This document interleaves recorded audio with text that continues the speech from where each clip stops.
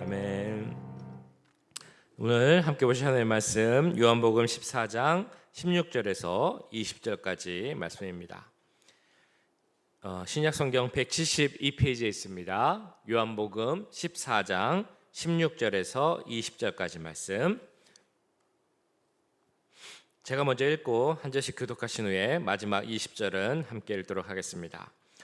내가 아버지께 구하겠으니 그가 또 다른 보혜사를 너희에게 주사 영원토록 너희와 함께 있게 하리니 그는 진리의 영이라.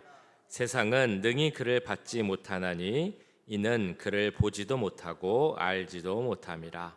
그러나 너희는 그를 아나니 그는 너희와 함께 거하시며 또 너희 속에 계시겠음이라.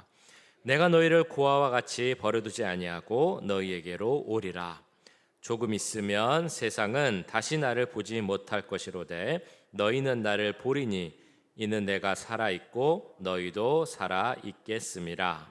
그날에는 내가 아버지 안에 너희가 내 안에 내가 너희 안에 있는 것을 너희가 알리라. 아멘.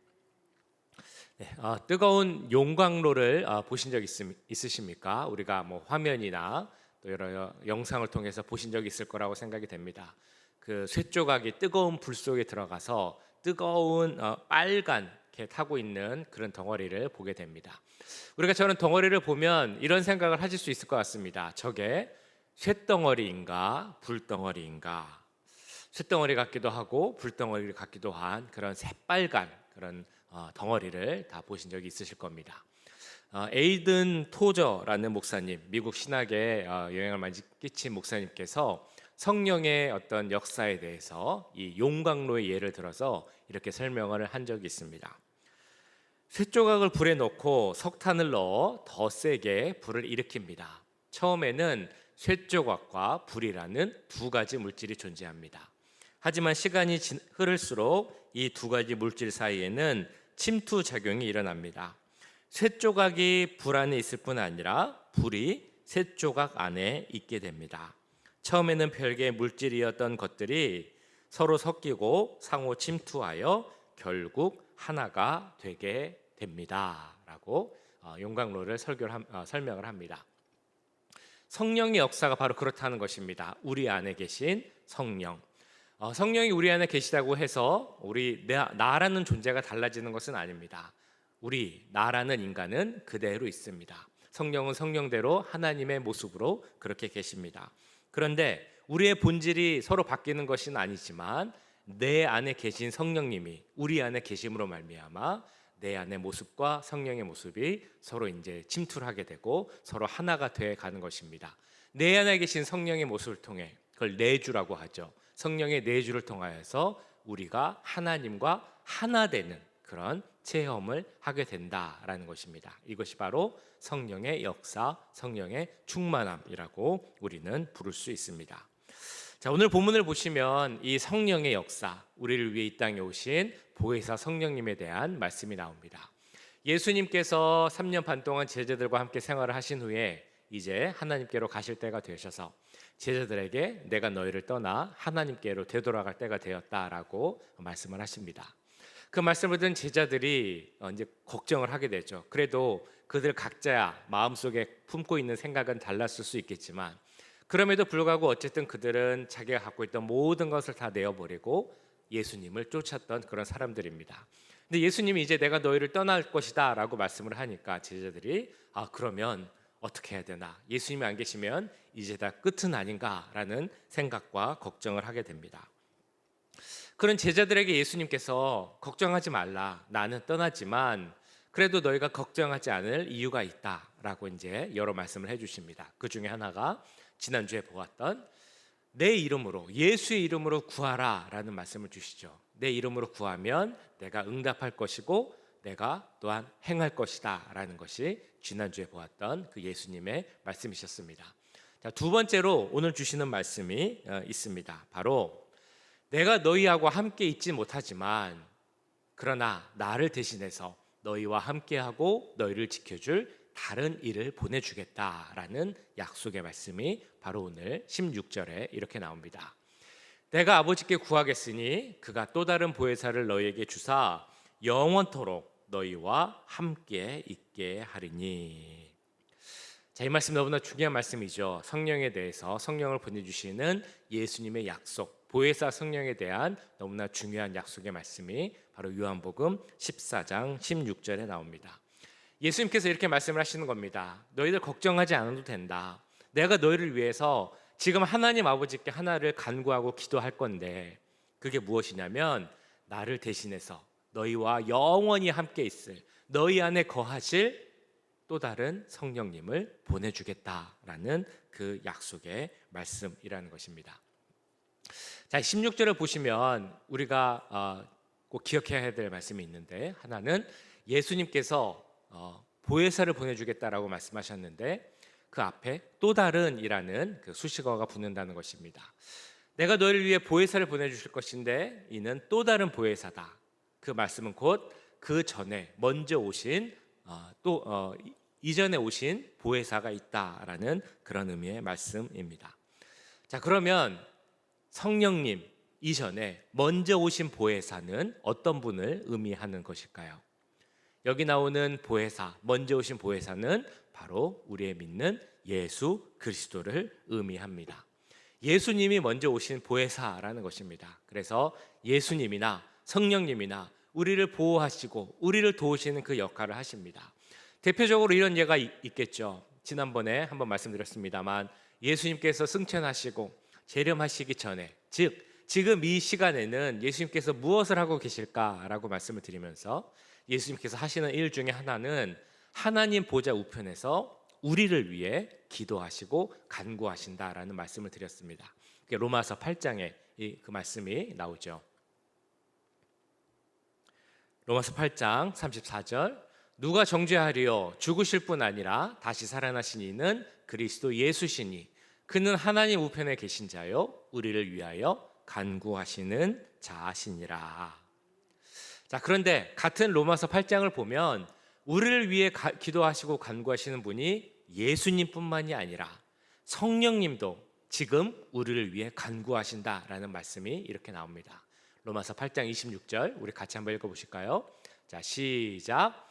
이와 같이 성령도 우리의 연약함을 도우시나니 우리는 마땅히 기도할 바를 알지 못하나 오직 성령이 말할 수 없는 탄식으로 우리를 위하여 친히 간구하시느니라. 아멘. 성령님도 지금 우리를 위해 기도하시고 간구하신다라는 것입니다. 이처럼 성령님도 예수님도 우리를 돕고자 하시는 그 역할을 하시는 보혜사의 역할을 하고 계십니다. 근데 우리는 특별히 이 성령님에 대해서 그 앞에 호칭을 붙일 때, 수식어를 붙일 때 보혜사 성령님, 우리 16절에 나오는 그 표현을 사용을 합니다. 그래서 보혜사라는 그 말씀, 단어의 의미를 조금 더 잘 알면 좋겠죠. 보혜사라는 단어는 그 원어로 보면 파라클레이토스라는 그 헬라어입니다. 이 단어는 원래 뜻이 곁에서 변호하고 위로하는 분이라는 그런 의미가 있습니다. 곁에서 변호하고 위로하는 분, 파라클레이토스가 보혜사라는 그 단어의 의미입니다. 그래서 이 단어도 중요하지만 우리가 보혜사라는 단어의 뜻을 알기 위해서 쉬운 영어 단어 3개를 아시면 보혜사라는 단어의 의미를 우리가 정확히 알 수 있습니다. 첫 번째는 아시는 분도 계실 텐데요. 헬퍼, 두 번째는 카운셀러, 그리고 세 번째는 컴포러라는 그 단어입니다. 헬퍼, 돕는 자라는 의미죠. 돕는 역할을 하시는 성령님. 두 번째 카운셀러, 상담자의 역할을 하시는 우리 성령님. 세 번째 컴포러, 평안케 하시고 위로하시는 그런 위로자의 역할을 하시는 분이 바로 우리 성령님이라는 것입니다. 이건 외울 수 있으시겠죠? 헬퍼, 카운셀러, 컴포러. 이 세 가지 단어를 통해 우리 보혜사 성령님이 어떤 분이신지를 우리는 분명히 알 수 있습니다. 성령님의 특징이 무엇이겠습니까?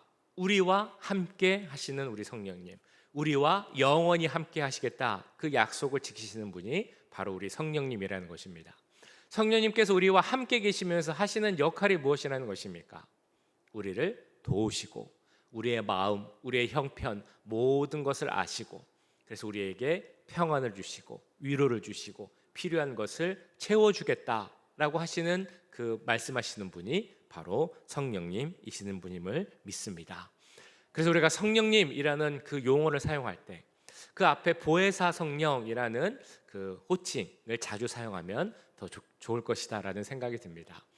우리가 삼일체 하나님을 부를 때 이렇게 불렀죠. 예전에는 성부 하나님, 성자 예수님, 그리고 이제 성령님을 부를 때는 보통 성령님 이렇게 많이 했던 것 같습니다.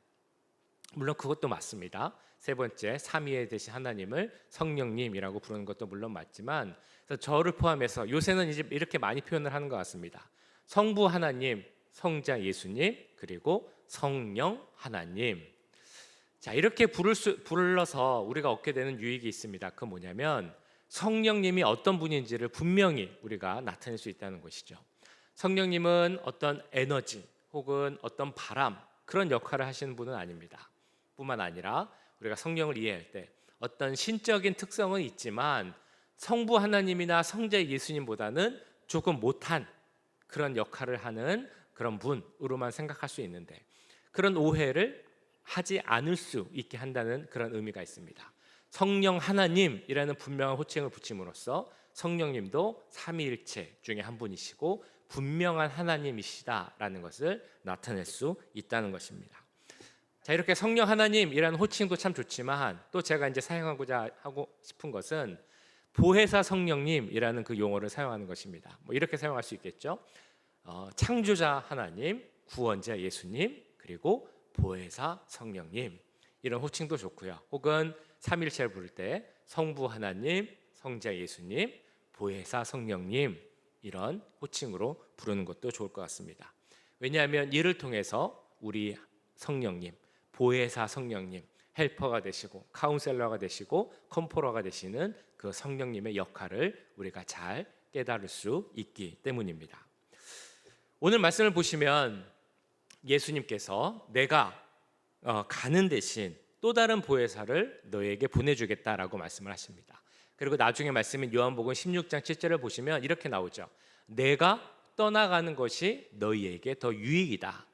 내가 너희와 지금 이제 앞으로 떠날 것이 없는 것이 너에게 더 유익이 된다라고 말씀하고 있습니다. 그 이유가 무엇이겠습니까? 예수님께서 떠나가셔야 예수님께서 약속하신 보혜사 성령님이 우리에게 오시기 때문입니다. 우리와 함께 하시는, 영원히 함께 계시는 성령님이 우리에게 오신다라고 17절에서도 이렇게 말씀하고 있습니다. 그는 진리의 영이라 세상은 능히 그를 받지 못하나니 이는 그를 보지도 못하고 알지도 못함이라. 그러나 너희는 그를 아나니 그는 너희와 함께 거하시며 또 너희 속에 계시겠음이라. 이 말씀처럼 성령은 우리와 함께 계시고, 함께 계시되 잠깐 함께 계시는 것이 아니라 영원히 함께 계시다라는 것입니다. 영원히 우리 안에 계시는 분이 바로 성령님이심을 믿습니다. 그래서 우리 중요한 것이 있습니다. 그것은 바로 우리 안에 계신 보혜사 성령님의 존재를 잊지 않는 것입니다. 성령님이 무엇을 하신다고 말씀드렸습니까? 우리를 도우시는 분, 우리의 모든 것을 아시고 상담해 주시는 분. 그래서 오늘 찬양할 때도 부르셨고 지금 18절에도 나옵니다만, 내가 너희를 고아와 같이 그냥 내버려 두지 않겠다. 내가 너희를 위로해 주고 너희와 함께하고 너희의 힘이 되겠다. 약속하신 그 성령님을 잊지 않는 것이 중요하다라는 것입니다.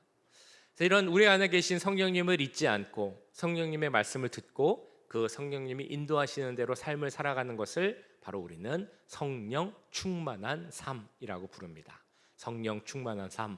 우리와 함께 안에 계시고 우리를 도우시는 그 성령님을 잘 알고 그 성령님의 인도하심대로 순종하며 살아가는 삶이 바로 성령 충만한 삶입니다.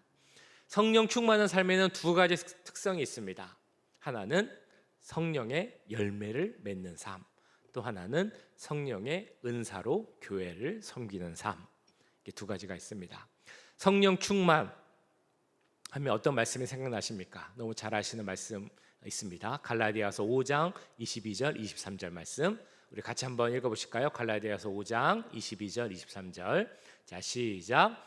오직 성령의 열매는 사랑과 희락과 화평과 오래 참음과 자비와 양선과 충성과 온유와 절제니 이 같은 것을 금지할 법이 없느니라. 자, 성령의 열매는 어떤 것이냐면 성령님은 이미 내 안에 계십니다. 그 내 안에 계신 성령의 음성을 잘 듣고 성령이 부르심대로 인도하심대로 잘 순종하며 그 뜻을 따르며 나갈 때 내 안에 하나님의 성품을 닮아가는 그 모습들이 계속 생김으로 맺어져 가는 것이 바로 이 성령의 열매입니다. 성령의 열매는 맺어도 되고 안 맺어도 되고 그런 것이 아니라 우리가 하나님을 믿으면서 꼭 맺어야 하는 것이 바로 이 성령의 열매입니다. 그래서 비유적으로 표현을 해보자면 우리가 예수님을 믿고 구주로 영접할 때 이미 우리 안에 성령의 그 열매의 씨앗들이 뿌려졌다라고 할 수 있습니다. 그러니까 우리 안에 뿌려진 그 열매의 씨앗들을 잘 키우고 자라게 해서 우리 안에 그 열매들이 가득 큰 열매를 맺게 하는 것이 바로 우리의 역할이라는 것입니다. 어떻게 하면 그 열매들이 더 커져가겠습니까? 내 안에 계신 성령님을 잊지 않고 예수님과 계속 연합하고 친밀하게 교제하면, 그래서 예수님을 따르는 삶을 살려고 힘쓰면 그때 우리 가운데 그 성령의 열매가 커져간다라는 것입니다. 사랑과 희락과 화평, 오래 참음, 자비, 양선, 충성, 온유, 절제. 아까 읽으신 갈라디아서 5장 말씀에 이러한 성령의 열매를 금지할 수 없다라고 나오고 있습니다. 그 말씀은 우리가 그 열매를 더욱더 크게 맺어야 하는 그런 사명이 있다는 것입니다. 우리의 할 일은 지금도 내 안에서 자라고 있는 그 성령의 열매들을 우리를 돕기 원하시는 보혜사 성령님의 도우심을 받아서 더 크게 맺어가는 것이 하나님을 기쁘게 하는 그런 삶인 줄 믿습니다. 자, 그러면 두 번째, 성령의 은사는 어떤 것이겠습니까? 성령의 은사는 성령의 열매와는 조금 다릅니다. 성령의 은사는 그 영어로 하면 기프트, 즉 선물이죠. 다시 말해서 사람에 따라 다를 수 있는, 주는 것이 다른 그 선물이라는 것입니다. 그래서 고린도 전서 12장에서도 다른 은사를 줬다. 이분에게는 이런 은사를, 저분에게는 저런 은사를 주었는데 그것은 다 다르다라고 나오고 있습니다. 자, 고린도전서 12장 7절부터 말씀인데요. 제가 한번 읽어보도록 하겠습니다. 각 사람에게 성령을 나타내심은 유익하게 하려 하심이라.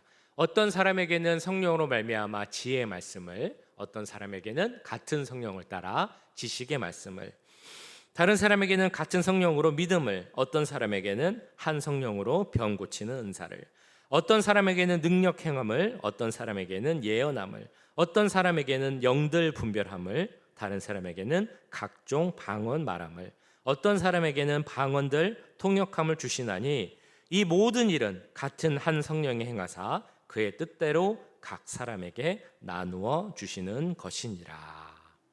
사람에게 성령을 각 사람에게 다른 은사를 나눠 주셨다라고 말씀하고 있습니다.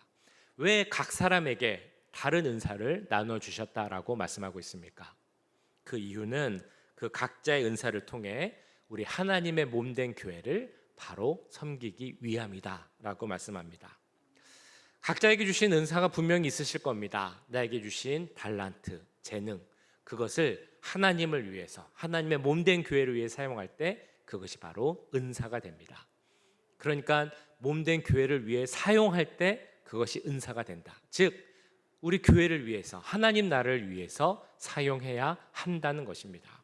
그럴 때 필요한 것이 바로 하나님께서 주신 사랑의 마음이다라고 고린도전서 12장 31절은 이렇게 말씀합니다. 너희는 더욱 큰 은사를 사모하라. 내가 또한 가장 좋은 길을 너희에게 보이리라. 여기서 말씀하는 더욱 큰 은사, 가장 크고 귀한 은사가 무엇이겠습니까? 이어지는 고린도전서 13장에 나오는 사랑이 없으면 너희가 무슨 일을 하든지 간에 아무 소용이 없다라고 말씀하시는 그 사랑이 가장 큰 은사다라고 말씀하고 있습니다. 나에게 아무리 많은 재능이 있어도, 큰 능력이 있어도 사랑이 없으면, 다시 말해서 사랑으로 하나님의 교회를 위해 섬기고 하나님을 위해 사용하지 않으면 그것은 다 아무 소용이 없다라고 말씀하고 있다는 것입니다.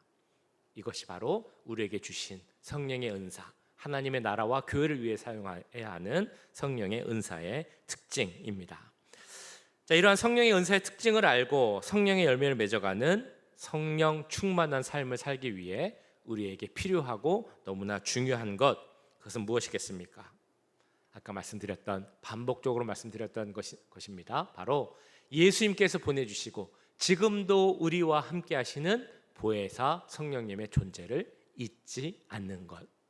지금도 내 안에 계시고 이 자리에도 함께 계신 보혜사 성령님의 그 역할과 존재를 잊지 않는 것이 너무나 중요합니다.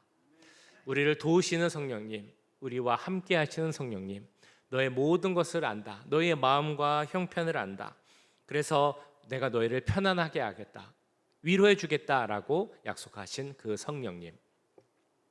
성령님이 계셔야 우리는 예배를 잘 드릴 수 있습니다. 성령님이 계셔야 우리는 정말 하나님이 원하시는 기도를 할 수 있고 응답받을 수 있습니다.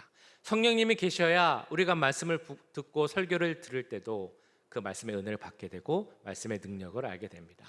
성령님이 계셔야 우리가 찬송을 부를 때도 그 찬양 가운데 거하시는 하나님을 만나고 그 찬양을 통해 은혜를 받게 됩니다.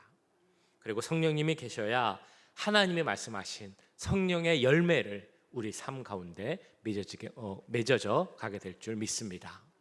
우리 안에 계신 그 성령님을 잊지 않고 성령 충만한 가운데서 성령의 열매를 맺어가는 우리 모두가 될 수 있기를, 우리의 삶이 보혜사 성령 가운데 함께하여 주옵소서 매일 기도하며 나아가는 우리 모두가 될 수 있기를 간절히 축원합니다. 그래서 오늘 이 시간